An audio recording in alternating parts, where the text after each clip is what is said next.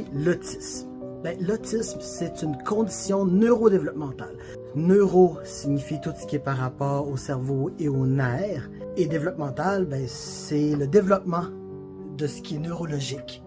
Et donc, l'autisme, c'est une condition où ce qui est neurologique se développe différemment. Pas moins bien, pas mieux, différemment. C'est sûr que comparé aux personnes qui ne sont pas autistes, l'autisme peut avoir l'air d'un trouble parce qu'on a de la difficulté à suivre le groupe, sauf que c'est justement en comparaison avec les personnes non autistes. Et comme on ne comparerait pas, par exemple, quelqu'un d'autiste et quelqu'un de TDAH, dans le sens que c'est deux conditions complètement différentes, ben, il ne faut pas non plus comparer les personnes autistes aux personnes non autistes. Beaucoup de personnes vont encore utiliser le terme trouble pour l'autisme.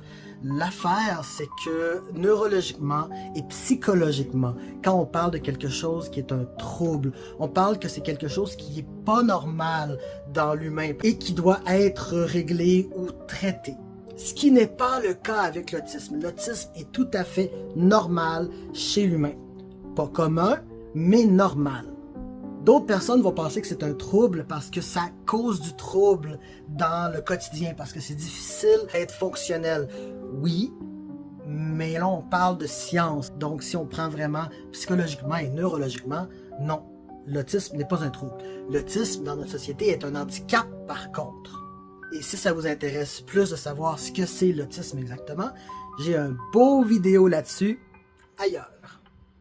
C'est difficile de ne pas considérer l'autisme dans pas mal tout ce qu'on fait dans notre vie parce que l'autisme impacte plusieurs sphères cognitives et de la vie de tous les jours, comme par exemple le traitement de l'information. Donc tout ce qui est reçu au cerveau, traité et renvoyé à nos sens ou à nos pensées ou tout ça est fait différemment chez les personnes autistes. Donc on a le traitement de l'information. On a aussi tout ce qui est sensoriel et moteur. On a la motivation, la nutrition, le sommeil, les relations, la communication et bien d'autres. Donc on voit que c'est impossible de faire fi de l'autisme dans nos vies. Dans le sens que c'est pas, mettons, comme un mal de tête qu'on peut essayer d'ignorer puis de continuer à fonctionner. C'est pas ça. On peut pas prendre la partie autistique, la mettre de côté pour faire semblant qu'on est neurotypique. C'est impossible. Faudrait littéralement changer notre cerveau parce que les connexions qui sont faites dans notre cerveau, c'est ça qui fait l'autisme. Et ces connexions-là ne sont pas décidées par nous, ni par vous, ni par personne. Ça a été décidé par le développement. Si t'es autiste, je suis presque sûr que tu t'es déjà fait dire « Ah ouais, mais t'as pas l'air autiste. » Pourquoi? Ben, ma théorie, c'est que ce qu'on connaît des personnes autistes, c'est surtout ce qu'on voit à la télé, dans les émissions, dans les films. Et les personnages autistes ne masquent pas. Pourquoi? Ben, je pense sincèrement que c'est parce que les personnes non autistes sont pas au courant qu'on masque, qu'on réprime nos stimes, qu'on réprime notre façon d'être au complet, nos habitudes, nos petites manies, tout ça, on les réprime pour avoir l'air normal dans la vraie vie. Parce que sinon, ben, on se fait intimider puis on se fait rejeter. Donc, on masque pour être accepté. By the way, je vais en parler dans une autre vidéo, mais c'est très, très dommageable. Bref, le monde à la télé, il masque pas. Donc, c'est sûr qu'on n'a pas l'air de ça, mais si tu me voyais dans mon quotidien, peut-être que j'aurais pas mal plus l'air de ça, oui. C'est quoi le bon terme quand on parle de personnes autistes? Parce qu'il y en a plein qu'on entend dans le domaine de la santé ou autre. On a Asperger, on a le trouble du spectre de l'autisme, on a autiste. C'est quoi le bon terme? Ben, ça dépend de où est-ce qu'on se situe. Si on veut écouter la communauté autistique, si on veut écouter les personnes autistes, on utilise le mot autiste. Si on veut écouter le corps médical du CLSC, de l'hôpital, ces choses-là, eux autres utilisent encore trouble du spectre de l'autisme parce qu'ils n'ont pas reçu le mémo que l'autisme c'est pas un trouble. Ou c'est plutôt parce que le DSM-5 va pas être réimprimé à chaque fois qu'il y a un petit changement. Donc, c'est encore trouble du spectre de l'autisme qui est écrit dans le DSM-5. Et c'est encore ça que les professionnels de la santé utilisent, ce qui est très dommage parce que le monde autistique, il n'en veut pas de ça à cause justement du concept de trouble puis que on est au courant de plus en plus que ça n'est pas un trouble, c'est tout à fait normal chez l'humain. Mais qu'est-ce qu'il y a à propos de l'Asperger? Ben, Asperger, c'était une petite branche de l'autisme qui était dans le DSM-5 il y a 11 ou 12 ans. Je pense que ça a été enlevé en 2013 parce que dans le fond, on avait cette appellation-là à cause du docteur Hans Asperger qui a étudié beaucoup les enfants autistes dans le temps et ben on s'est rendu compte après ça que Asperger il avait identifié des jeunes autistes pour aller se faire euthanasier dans des cliniques. Donc l'appellation Asperger n'est plus utilisée depuis 2013 dans le DSM et il y a encore beaucoup de monde du corps médical qui n'ont pas encore reçu le mémo. Comme personne autiste, je fonctionne beaucoup avec les analogies. Et j'en ai fait une pour expliquer comment c'est difficile pour une personne autiste de vivre dans un monde neurotypique. Ce que j'appelle l'analogie du chemin. Donc, imaginez deux personnes qui vont dans la même direction. On a une personne qui est autiste et on a une personne qui n'est pas autiste. La personne qui n'est pas autiste marche sur le chemin de gravel avec des bottes. C'est un chemin plat, puis ça va dans la direction. La personne autiste marche pieds nus dans le gazon à côté. Les deux vont dans la même direction, les deux n'ont aucun problème. La personne autiste aime ça gambader dans le gazon, sentir la fraîcheur entre ses orteils, des fois aller sentir une fleur puis partir à courir pour rattraper son ami qui est sur le chemin de gravel qui marche toujours à la même vitesse. Dans la société, on force les personnes autistes à marcher sur le gravel, mais on leur donne pas de souliers. Donc on marche pieds nus sur la gravel. Donc c'est sûr qu'on va marcher moins vite, on va avoir mal. Et quand notre ami va prendre une pause pour boire ou manger, nous, on va masser nos pieds parce qu'on a vraiment mal. À un moment donné, la société fait comme « Ah, t'as pas de souliers, on va te donner des souliers. » Ça, c'est les accommodements. Sauf que souvent, les souliers, c'est des talons hauts, puis ils sont trop petits pour nous. Donc oui, on a des souliers, mais c'est clair que ça nous fait mal pareil. C'est pas le même mal, mais ça nous fait mal quand même. Puis il faut qu'on s'habitue à garder l'équilibre. Si on a des meilleurs accommodements, là, on va avoir des bottes. La société va nous donner vraiment des bottes. Fait que oui, on n'a plus mal. Il n'y a plus de problème qu'on peut marcher sur le chemin de gravel. Mais on regarde la pelouse à côté, puis on voudrait tellement être là. On s'ennuie du feeling de la pelouse sur nos pieds. La fraîcheur, l'odeur de la pelouse et tout. Ça nous manque. Donc, on avance, mais il y a la pelouse à côté, puis on aimerait ça être là. L'inclusivité. Faire une société qui est inclusive, c'est faire une société où tout le monde peut marcher où il veut, à sa vitesse. Pourquoi c'est important d'avoir un diagnostic quand tu es autiste? Il y a beaucoup de gens qui vont dire « T'as pas besoin d'une étiquette, là, tu es toi. » Oui, mais non. Dans le sens que si on comprend qui on est, c'est beaucoup plus facile de naviguer le monde. C'est beaucoup plus facile aussi, j'ai juste le terme en anglais, d'advocate pour nous. Parce que on sait que c'est pas nous le problème, mais c'est plus comment la société est faite. On sait qu'on est différent et on peut naviguer plus facilement si on sait c'est quoi nos diagnostics, si on sait c'est quoi nos conditions, si on sait qu'on est autiste. Parce que quand on le sait pas, on peut facilement penser que c'est nous le problème. Mais le problème aussi, c'est que d'avoir un diagnostic, c'est difficile. Avoir un diagnostic d'autisme, ou pire, de TDAH, parce que des diagnostics d'autisme, je pense qu'on peut en avoir gratuit une fois de temps en temps, mais TDAH, oubliez ça. Bref, c'est un privilège. C'est un privilège d'avoir un diagnostic professionnel. Et ça devrait pas être comme ça, parce que c'est tellement important de savoir qui on est pour commencer des guérisons, parce que c'est tellement important de savoir qui on est pour naviguer le monde et gérer notre quotidien d'une façon qui est sécuritaire et en respect avec qui on est. 10 minutes après avoir parlé avec une collègue, elle m'a sorti le « Ah ouais, t'es autiste, tu dois être high functioning ». Parlons-en. Quand on est autiste, on est souvent qualifié de soit high functioning ou low functioning. Ce qui veut dire que quand tu es high functioning, ça signifie que tu fonctionnes comme une personne neurotypique, tu n'as pas de problème. Et low functioning, ça veut dire que tu as vraiment beaucoup plus besoin de soutien. Le truc, c'est que de un, on dit plus ça. Non, même dans le DSM, le sacré DSM, la Bible des mental disorders, on dit plus ça, high et low functioning, parce que les professionnels ont enfin compris que même si tu as l'air de bien fonctionner, de un, ça prend pas en compte le coût de ça, ça prend pas en compte à quel point ça te draine de faire semblant d'être neurotypique, et deux, mais ça prend pas non plus en compte de quoi tu as l'air dans ton environnement privé, à la maison. Parce que si tu es capable d'avoir un appartement puis une job, t'es pas nécessairement high functioning s'il y a plein de négligence à la maison, parce que juste travailler te brûle pour toute le reste de la journée. Bref, maintenant, on parle de niveau de soutien. C'est pas parfait, mais c'est déjà un pas dans la bonne direction. Dans le sens que le niveau 1, c'est une personne autiste qui a besoin de soutien. Le niveau 3, c'est une personne qui a besoin énormément de soutien. Ce que j'aime par contre dans cette différence-là, c'est que le niveau 1, moi je suis diagnostiqué autiste niveau 1. Ça veut dire que j'ai besoin de soutien. J'ai besoin de soutien. Ça veut dire que je suis pas neurotypique. Ça veut dire que malgré que je suis capable de garder une job, j'ai besoin de soutien. Toutes les personnes autistes de base ont besoin de soutien. Même ceux qui ont l'air high functioning. On a toujours besoin de soutien. Autisme vient de deux affixes grecs. Autos, qui veut dire self ou soi-même, comme automobile, c'est une machine qui bouge tout seul, et ism, qui veut dire un état d'être. Donc, littéralement, autisme, ça veut dire un état d'être soi-même. Et je trouve ça super cute. On dit souvent que l'autisme est un spectre. Mais qu'est-ce que ça veut dire, ça, le fait que ce soit un spectre?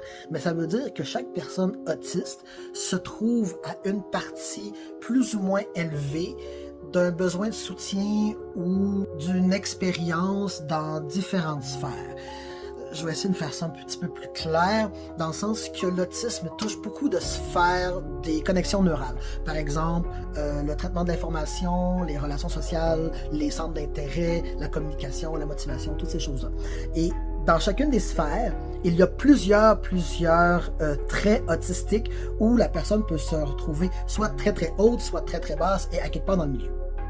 Donc c'est un spectre. Chaque personne autiste est différente. Mais à ce compte-là, est-ce que tout le monde n'est pas un peu autiste? Non. Parce que il y a des choses qui sont spécifiques autistiques. Par exemple, prendre les choses de façon littérale. Ou avoir besoin de toujours comprendre le pourquoi du comment pour que les choses fassent un sens. Nos connexions sont différentes. Je prends souvent l'analogie des cerveaux de couleur. Par exemple, si un cerveau non autiste, c'est dans les teintes de couleur chaude, et un cerveau autistique, c'est dans les teintes de couleur froide. Les couleurs froides, il y en a tout un spectre de mauve, bleu, vert, turquoise, et pâle, foncé, et tout, saturé, désaturé et tout. Et tu as la même chose du côté des couleurs chaudes. Du jaune, c'est pas un petit peu du bleu. C'est vraiment deux couleurs différentes. Par contre, il y a un spectre non autiste qui est dans les jaunes, les rouges, oranges, peut-être même viré sur le rose. Et tu as un spectre autistique qui est plus dans les verts, les bleus, les mauves.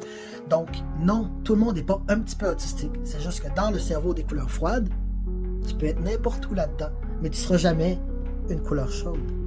Comme expliqué dans une vidéo précédente, les neurotypiques savent probablement pas qu'on masque. Mais c'est quoi le masking? Le masking, c'est dans le fond de porter un masque neurotypique. C'est de faire semblant d'être neurotypique. Ça veut dire supprimer nos stims, ça veut dire s'empêcher de dire des choses, se forcer à dire des choses, s'empêcher de bouger comme qu'on aimerait. Ça veut dire carrément de s'empêcher d'être soi-même. Et ça, c'est vraiment, vraiment dommageable parce que ça demande énormément d'énergie. Parce qu'il faut penser à chaque instant, à ce qu'on dit, à ce qu'on fait. Il faut analyser tout ce qui se passe pour agir correctement. C'est très drainant, ça demande énormément d'énergie à la fin de la journée. Ce qui fait que pour beaucoup de personnes autistes, juste le fait d'avoir un travail et de masquer toute la journée fait en sorte qu'ils arrivent à la maison le soir et ils n'ont plus d'énergie pour faire à manger, pour s'occuper de leur maison, pour faire du ménage, pour faire ce qui leur tente en fait, ou pour s'adonner à leur centre d'intérêt juste pour avoir du plaisir, puis faire autre chose que juste la job. Il y a certaines personnes qui vont avoir l'air plus autistes après avoir eu leur diagnostic. Comment ça? Ben, parce qu'une fois qu'on a un diagnostic, qu'on comprend ce qui se passe, qu'on comprend qui on est, on se permet d'arrêter tranquillement de masquer. On se permet d'être nous-mêmes parce qu'on se rend compte que c'est pas nous le problème. On a juste un neurotype différent. Que dans le fond, tout ce qu'on fait, c'est totalement normal pour une personne autiste. Donc, on reprend confiance en nous. On arrête tranquillement de masquer dans certaines situations. Donc, on a l'air plus autiste. Ça revient tout à ça. Ça revient tout à on n'a pas l'air autiste parce qu'on masque. Donc, quand on arrête de masquer parce qu'on comprend qui on est, ben là, on a plus l'air autiste. C'est pas parce qu'on a plus de traits ou c'est plus intense après un diagnostic.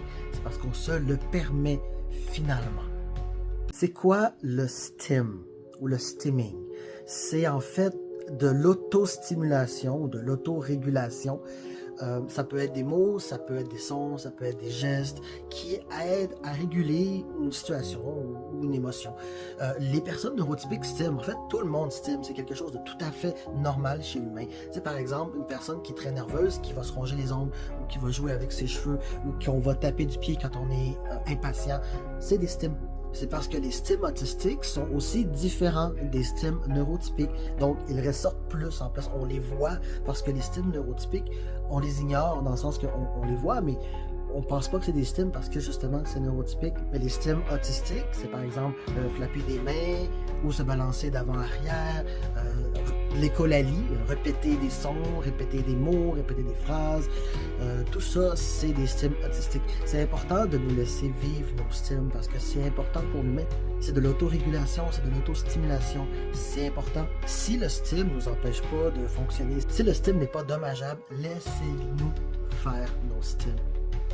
Un des traits autistes, c'est de voir les détails avant the big picture. Par exemple, si tu rentres dans une pièce, tu vas remarquer tous les petits détails, les petites choses qui ont changé avant de voir, par exemple, les personnes qui sont dans la pièce. Même chose si tu fais un travail, tu vas voir tous les petits détails, tous les petits accrochages avant de voir le global. Ce qui est bien, parce que ça fait en sorte qu'on est très, très attiré par les petits mini-détails, ce qui fait de nous des personnes très minutieuses. Des personnes qui vont pas, justement, tourner les coins ronds. C'est une belle qualité, surtout au travail. Les personnes autistes, habituellement, comprennent juste ce qui est clair. On a un cerveau qui a de la difficulté à fill the blanks. Genre, si quelque chose n'est pas 100% clair, on peut pas vraiment déduire les informations qui manquent, à moins qu'on soit vraiment calé dans le sujet puis que ce soit quelque chose qu'on a déjà appris, évidemment. Mais si c'est quelque chose de nouveau, on va avoir de la difficulté à fill the blanks. Donc, c'est important quand vous allez donner une consigne, quand vous expliquez quelque chose à une personne autiste qui est nouvelle dans la situation, il faut vraiment être clair. Très, très clair. Par exemple, si, mettons, tu dis « fais ce travail-là, fais cette tâche-là, puis tu peux arrêter quand ce sera assez ». Assez, c'est trop flou. Il faut vraiment que ce soit clair, il faut que ce soit sans interprétation. Parce qu'on ne peut pas vraiment interpréter ce qu'on ne connaît pas. Et c'est pas une question d'utiliser la logique, c'est pas une question d'utiliser son bon sens. C'est vraiment comment notre cerveau est fait. Ça reste juste blank dans notre tête. On ne peut pas. C'est pas quelque chose vraiment qui s'apprend. Si c'est quelque chose de nouveau, il faut que ce soit 100% clair. Sinon, on risque de geler parce qu'on a des informations manquantes. C'est un petit peu comme si tu écris un code puis que tu mets un blank à quelque part. Le code, il va arrêter là. Il peut pas continuer parce qu'il sait pas c'est quoi les autres consignes ou les autres demandes. Fait que c'est un petit peu la même chose. Une des choses vraiment importantes par rapport au sensoriel chez une personne autiste, c'est que tous ses sens, soit qu'ils sont hypersensibles ou hyposensibles. Des fois, c'est sûr qu'on peut être dans le milieu, c'est évident. Mais ce qu'il faut comprendre, c'est que quand on a un traitement sensoriel hyper, mettons que la lumière, ok, la vue, c'est très très hyper pour moi, par exemple. Ben, quand je dis que, par exemple, les néons me font mal, c'est pas des caprices. C'est que ça fait physiquement mal. Le sensoriel, ça va prendre toute la place. Je serai même plus capable de t'écouter parce que toute mon attention va être sur le fait que j'ai mal.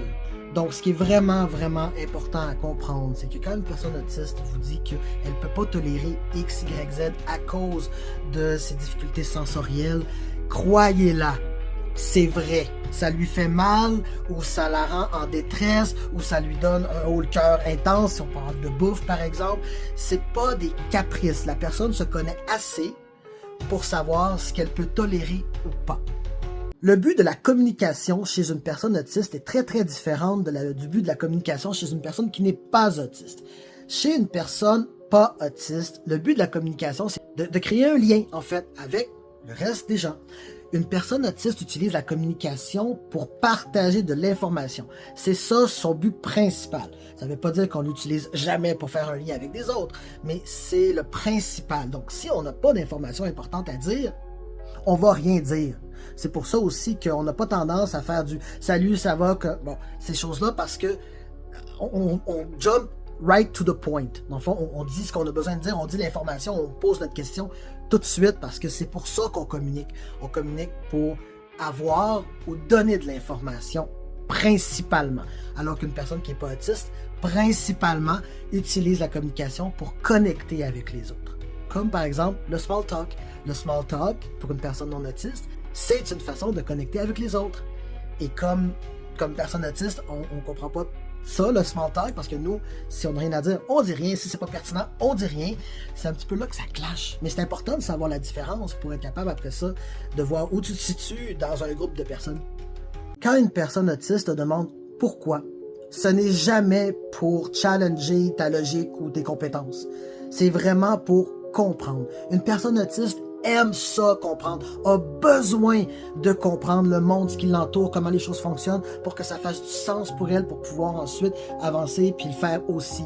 Donc si par exemple à la job, tu es en train de faire ta tâche, puis que la personne autiste arrive puis elle fait « Pourquoi tu fais ça comme ça? » C'est jamais pour diminuer tes compétences ou ta logique. C'est vraiment toujours pour que tu lui expliques, pour que la personne autiste puisse ouvrir ses horizons, voir une autre façon de faire les choses qui va peut-être fitter avec elle ou qui va peut-être pas fitter, mais au moins elle va comprendre pourquoi tu le fais. C'est un petit peu comme un enfant de 4 ans qui te demande pourquoi. C'est parce qu'il veut apprendre. C'est la même chose pour nous autres. Si je te demande pourquoi, c'est parce que je suis curieux. C'est parce que je veux avoir une autre perception des choses, parce que je veux m'ouvrir à d'autres réalités. C'est super positif et enrichissant de parler avec une personne autiste. Les personnes autistes ne sont pas antisociales. On aime les gens.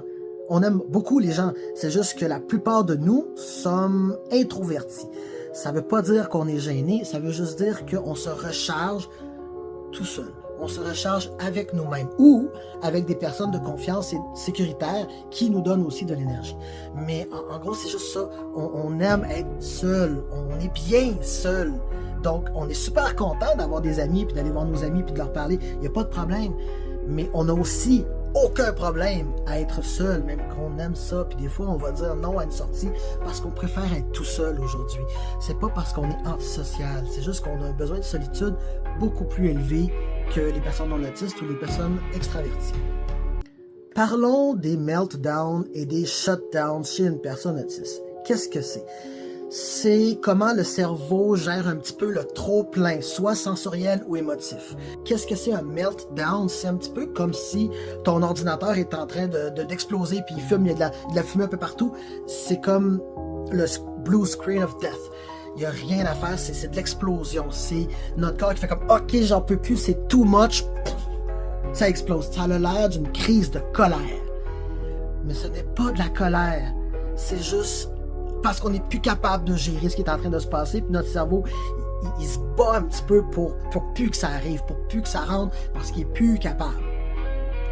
Dans ce moment-là, dépendamment des personnes, en fait, dans ce moment-là, c'est important de parler avec les personnes autistes pour savoir comment gérer ton meltdown. Parce qu'il y a certaines personnes qui peuvent s'en prendre à eux-mêmes, dans le sens qu'ils peuvent se taper la tête sur les murs, se mordre.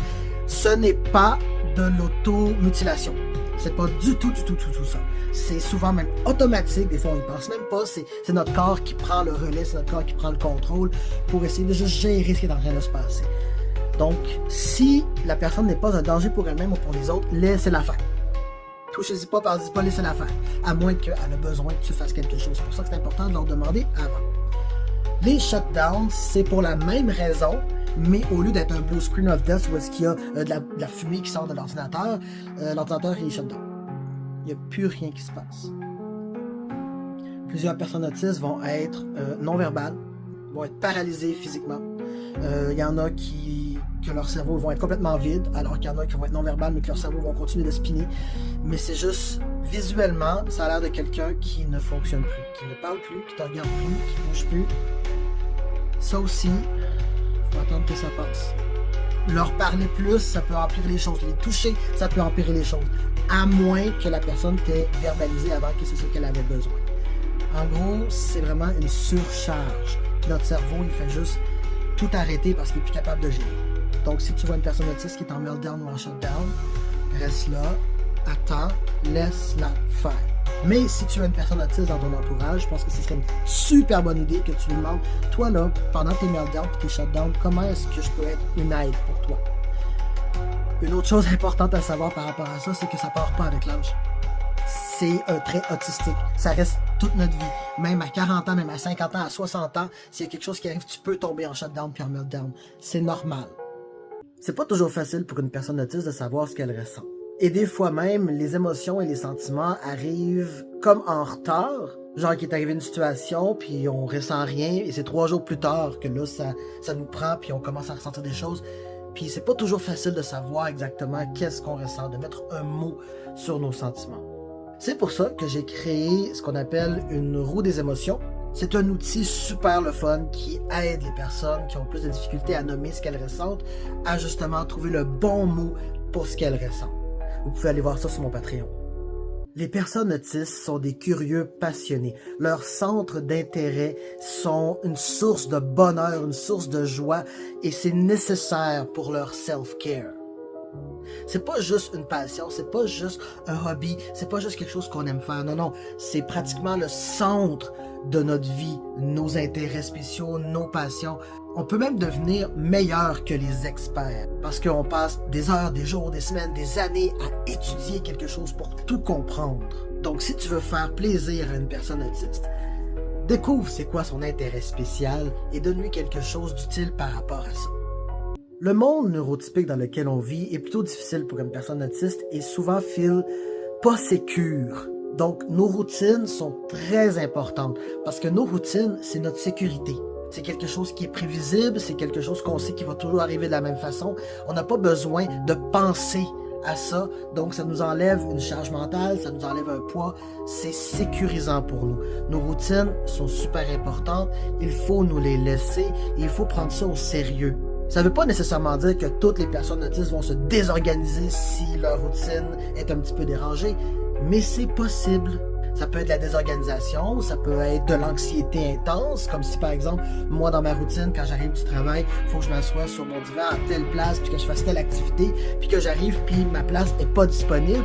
Ça se peut que ça ait un impact négatif parce que de un, je m'y attendais pas, donc j'ai pas pu refaire un petit peu mon plan mental, mais aussi c'est parce que ça vient disrupt ma routine qui est ma sécurité. Les routines chez les personnes autistes, ce n'est pas des blagues. Certaines personnes vont dire que les personnes autistes sont immatures. Mais on n'est pas immature. Les personnes autistes maturent. Les personnes autistes deviennent adultes comme n'importe qui. Le truc, c'est que on se laisse pas arrêter par l'âge pour déterminer ce qu'on devrait aimer ou pas. Donc, on est souvent vu comme immature parce que, par exemple, on aime encore des choses d'enfants. Mais c'est juste parce qu'on se dit, pourquoi j'arrêterais d'aimer ça juste parce que j'ai plus l'âge? Si j'aime ça, ça fait de mal à personne et moi, ça me fait plaisir. Donc pourquoi j'arrêterais? Alors que beaucoup de personnes, oui, ils se diraient, ah, j'ai plus l'âge pour ça, je suis trop vieux pour ça. Nous, on n'a pas ça. Donc on fait juste enjoy les choses qu'on aime sans regarder l'âge parce que c'est irrelevant. En lien avec les difficultés sensorielles, l'alimentation peut être assez tricky chez une personne autiste. Parce que dépendamment de la température de la nourriture, la couleur, si la nourriture se touche, la texture, les goûts, tout ça peut faire en sorte que c'est difficile pour certaines personnes autistes d'avoir une alimentation variée. Tu sais, on voit beaucoup, mettons, les personnes autistes qui mangent des trucs très très blend, genre des toasts, des chicken nuggets, du mac and cheese, des trucs comme ça. Mais c'est souvent justement parce que c'est pas overwhelming de texture, de goût, de subtilité, de toutes ces choses-là. Il y a des personnes autistes qui goûtent à tout puis qui adorent la nourriture. J'en suis une. Moi, j'adore la nourriture puis je goûte à pas mal tout. Puis, mais, il y a des choses que je refuse complètement de manger et pas par choix. Genre que mon cerveau ne me le laisse pas faire. C'est un peu comme si tu voulais forcer quelqu'un à manger un œuf pourri. En lui disant, ben non, tu vas voir, c'est bon. Son cerveau va pas le laisser faire. Fait que moi, c'est la même chose avec la pizza froide. Tu peux pas me faire manger de la pizza froide. Ça marche pas, ça fait un court-circuit dans mon cerveau, c'est impossible. Nos particularités alimentaires ne sont pas des blagues, ce ne sont pas des caprices, il faut nous écouter. Oui, je sais que des fois, ce qu'on mange est pas assez varié. On peut essayer de tweaker des petits trucs ou de prendre des multivitamines, mais honnêtement, si on se fait forcer à manger quelque chose que notre cerveau refuse, ça peut nous mettre en très grande détresse, ça peut nous causer des traumas et ça peut même aller à la limite vers un trouble alimentaire. Le sommeil est pas toujours facile pour une personne autiste pour 3 raisons. L'anxiété, des fois quand tu as eu des interactions sociales pendant la journée, ben là tu repenses à qu'est-ce que tu as dit, qu'est-ce que ça voulait dire, est-ce que j'ai bien dit ça, qu'est-ce que la personne voulait dire, est-ce que j'ai mal fait, est-ce que je me suis mal présenté ou toutes ces choses-là, parce que le côté social, ça reste une source d'anxiété assez intense pour beaucoup de personnes autistes. Ensuite, tu as les trucs sensoriels, il fait trop chaud, il fait trop froid, il n'y a pas assez de couvertes, il y a trop de couvertes, c'est trop lourd, ça me pique ou peu importe, qui nous empêche de dormir. Et troisième chose, il y a nos intérêts spéciaux et nos passions. Quand on va se coucher puis qu'on a plein d'idées pour le lendemain puis qu'on a hâte de retourner étudier ou travailler sur notre intérêt, c'est difficile de dormir parce qu'on est excité, on est hype. Donc, c'est trois choses qui font en sorte que le sommeil est très difficile chez une personne autiste. En plus, si tu as une très mauvaise interoception, ce qui veut dire que tu ne comprends pas vraiment ce qui se passe à l'intérieur de ton corps, ben, tu peux ne pas ressentir la fatigue. Donc, tu vas te coucher à 1h, mais tu n'es pas fatigué. Beaucoup de personnes autistes doivent être médicamentées pour pouvoir dormir. Ils ont une routine de 1 heure juste pour mettre leur cerveau en mode dodo. Comme les personnes TDAH, une personne autiste a une motivation intrinsèque. Ce qui veut dire que ce qu'elle fait, la motivation qu'elle a pour faire pas mal tout, doit venir de l'intérieur, doit faire du sens pour elle, doit être utile pour elle. Faire quelque chose pour quelqu'un d'autre, ou parce que ça fait du sens pour quelqu'un d'autre, mais pas pour nous, c'est très difficile. Donc, si vous voulez faire quelque chose à une personne autiste, il faut lui expliquer pourquoi c'est important pour cette personne-là, ou il faut lui expliquer pourquoi c'est important, point. Il faut que ça fasse du sens. Et la motivation, je suis sûr que beaucoup de vous le savez, c'est pas nécessairement quelque chose qui se choisit. Peut-être pour une personne neurotypique, on peut juste faire les choses, mais quand tu es neurodivergent, c'est pas si simple. La motivation, même si tu sais pourquoi tu fais quelque chose, si ça fait pas suffisamment de sens, ton cerveau, il va pas bouger, ton cerveau va te paralyser, tu pourras pas le faire. Ce n'est pas de la lâcheté, ce n'est pas de la paresse, c'est vraiment comment notre cerveau est fait. Donc, si vous voulez nous faire quelque chose, il faut vraiment nous expliquer pourquoi c'est important, pour que ça fasse du sens pour nous. Proverbe autistique. Ce n'est pas factuellement correct. Les personnes autistes adorent apprendre, comprendre tout du monde et de ce qui les entoure.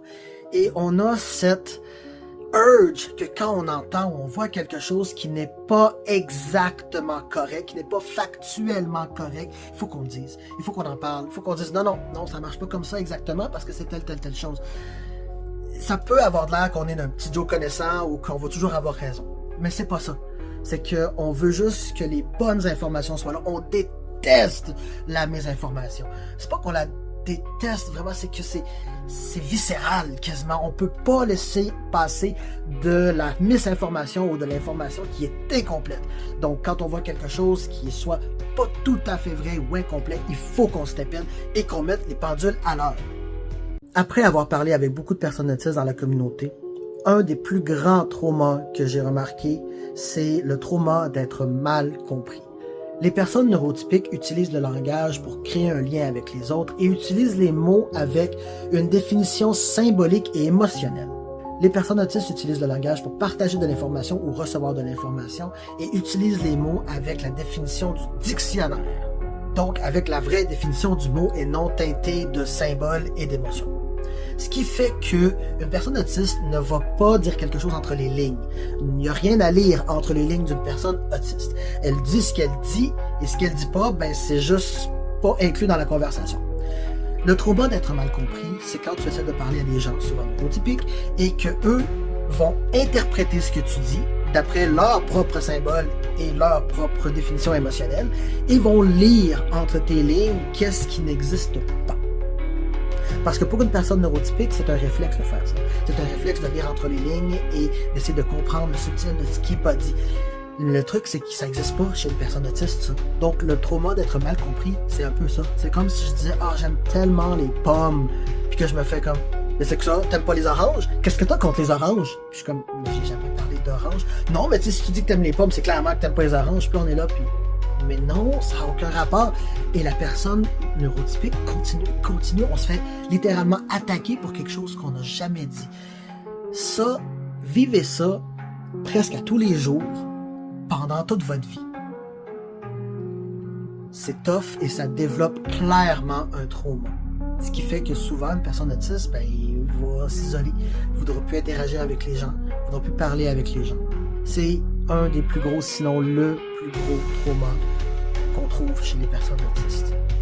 Donc, s'il vous plaît, si vous avez une personne autiste dans votre entourage, si vous parlez avec une personne autiste, ne lisez pas entre les lignes. Comprenez les mots qui sont dits avec les définitions et non le symbole ou l'émotionnel qui est rattaché à. Vraiment juste les mots. Si vous voulez en savoir plus, posez des questions.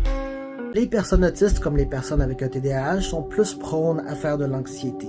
Souvent par rapport à la routine qui est disrupted, souvent aussi par rapport au social. Donc, on est des personnes plus anxieuses parce que le monde est difficile. Le monde autour, comment il est bâti, la société, en fait, elle n'est pas sécuritaire. Donc, si la société n'est pas sécuritaire, notre cerveau est en constante hypervigilance de regarder pour les menaces, pour s'assurer qu'on est en sécurité. Et cette hypervigilance-là, c'est un stress, c'est une anxiété, et c'est beaucoup plus présent chez les personnes autistes. Donc, s'il vous plaît, faites preuve de compréhension. Comme j'ai dit dans un autre TikTok par rapport aux bons termes à utiliser quand on parle des personnes autistes, TSA, Asperger, souffrant d'autisme, whatever, on souffre pas d'autisme. On souffre du manque d'inclusion. On souffre du manque de compréhension. On souffre du fait que les gens pensent savoir mieux que nous ce qu'on vit.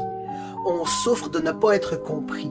On souffre de vivre dans un monde qui n'est pas sécuritaire pour nous. On souffre de devoir atteindre des attentes irréalistes pour nous. On souffre de beaucoup de choses, mais pas de l'autisme.